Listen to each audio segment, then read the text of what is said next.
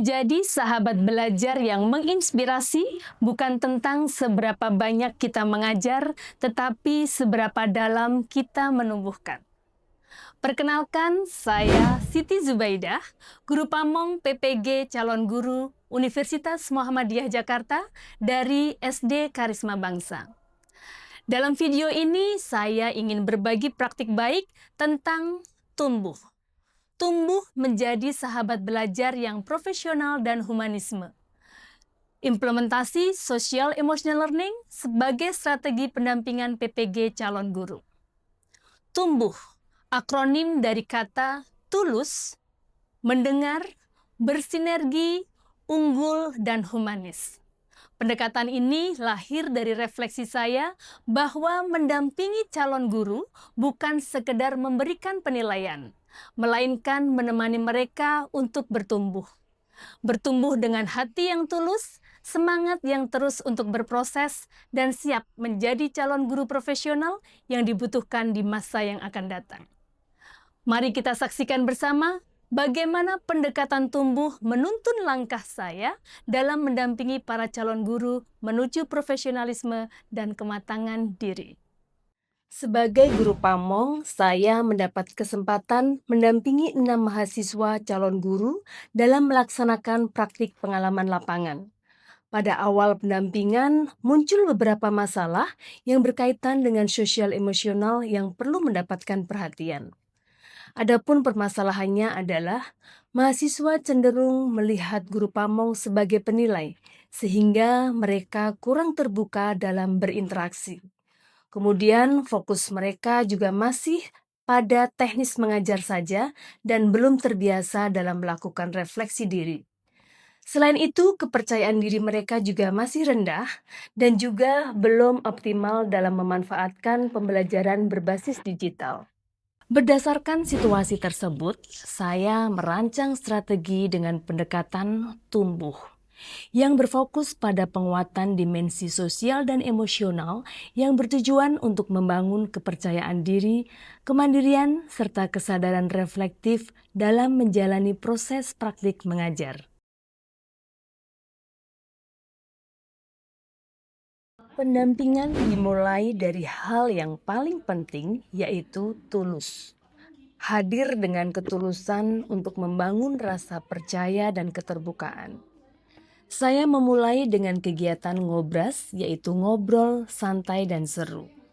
Di dalam sesi ini, mahasiswa bercerita tentang pengalaman, harapan, sekaligus kecemasan mereka saat pertama kali ditugaskan PPL di sekolah ini. Melalui ruang yang sederhana ini, jarak psikologis mulai mencair. Mereka mulai merasa aman untuk bertanya, menyampaikan pendapat, dan juga mengungkapkan apa yang sebenarnya mereka rasakan. Setelah rasa percaya diri tumbuh, langkah berikutnya adalah mendengar, yaitu memberi ruang bagi mahasiswa untuk merefleksikan dirinya. Di tahap ini, setiap hari mereka akan menuliskan jurnal refleksi tentang pengalaman mengajar dan pembelajaran yang mereka temukan di lapangan. Dan melalui jurnal ini, mereka belajar mengamati diri, menemukan kekuatan, dan jujur pada tantangan yang masih perlu diperbaiki. Jurnal yang sudah dituliskan tadi akan dikumpulkan di dalam platform digital Google Classroom, dan setiap catatan akan saya baca satu persatu, kemudian saya akan memberikan tanggapan secara personal. Dan dari proses ini, saya melihat bagaimana refleksi mulai menjadi alat bagi mereka untuk mengenal diri, mengelola emosi, dan memperbaiki strategi mengajar. Selanjutnya adalah bersinergi, yaitu memperkuat kemampuan kolaborasi. Pada tahap ini, mahasiswa akan melakukan observasi pada guru model untuk menambah referensi dan memperkaya pengalaman mereka dalam praktik mengajar. Mereka mengamati bagaimana guru menyapa siswa di kelas, bagaimana mereka memberikan instruksi, merespon pertanyaan, hingga bagaimana cara memanajemen kelas dengan baik. Setelah itu, kami berdiskusi bersama dalam forum sharing reflektif dan mahasiswa akan saling memberikan umpan balik, saling belajar dan merumuskan strategi pembelajaran untuk diterapkan pada praktik berikutnya. Proses ini membuat mereka lebih percaya diri dalam mengambil keputusan serta melihat pembelajaran sebagai proses kolaboratif, bukan kompetisi. Selanjutnya, untuk memperkuat kesiapan mereka sebagai guru profesional yang unggul, saya mendorong mahasiswa untuk menerapkan inovasi digital dalam praktik mengajar. Kami mengadakan mini workshop tentang platform pembelajaran seperti Canva, Wordwall, dan juga literasi cloud. Selain itu, mereka juga belajar aplikasi baru yaitu Kelas Dojo. Aplikasi ini merupakan platform edukasi yang dikembangkan sebagai media interaksi antara guru, siswa, dan orang tua.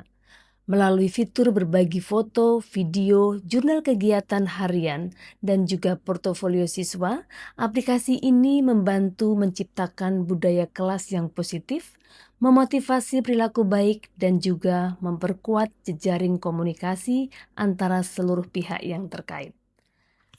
Melalui kelas dojo, mereka diajarkan bagaimana cara mengecek kehadiran siswa, memberikan poin positif siswa di kelas, dan juga tersedia fitur sederhana seperti membagi kelompok siswa, serta dapat menyimpan portofolio siswa secara digital. Tahap humanis. Tahap ini menegaskan kembali bahwa seorang guru harus hadir dengan empati. Mahasiswa mengikuti kajian mingguan berupa diskusi buku yang fokus pada penguatan karakter dan keterampilan sosial. Di sini mereka belajar mengelola stres, memahami emosi murid, dan menjaga keseimbangan diri sebagai calon pendidik.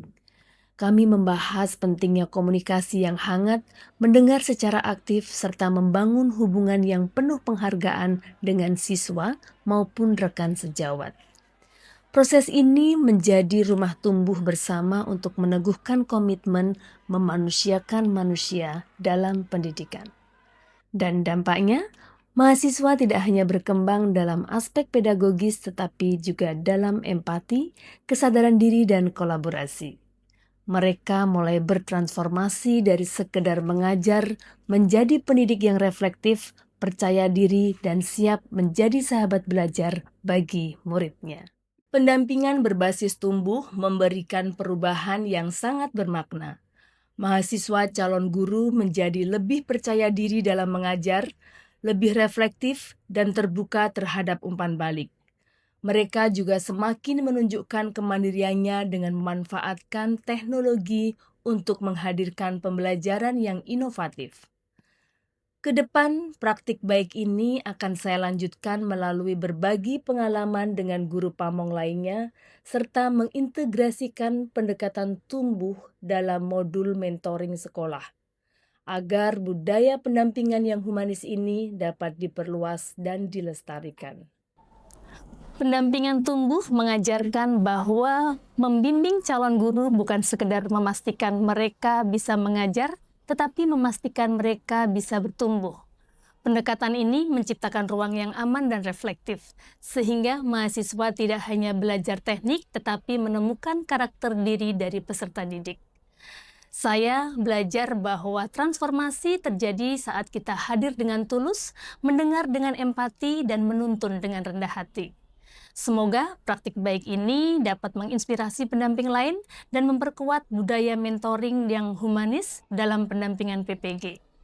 Bahwa pendidikan adalah perjalanan tumbuh bersama untuk memanusiakan manusia. Assalamualaikum warahmatullahi wabarakatuh. Perkenalkan, saya Ainun Jaria, mahasiswa PPG calon guru LPTK UMJ tahun 2023. Sebagai mahasiswa, saya merasakan betul dukungan dan bimbingan dari Ibu Zubaidah. Beliau bukan hanya seorang guru pamong, melainkan juga sahabat belajar yang bisa mengarahkan, membimbing, serta memberikan motivasi. Di tengah kesibukannya, beliau selalu menyempatkan diri untuk memastikan bahwa kami bisa melalui proses pembelajaran di kelas. Dari Ibu Zubaidah, saya belajar tentang bagaimana menjadi seorang guru yang berjiwa melayani dan menginspirasi. Saya senang bisa belajar di SD Karisma Bangsa dan menjadi bagian pembelajaran beserta guru pamong saya. Terima kasih Miss Zu.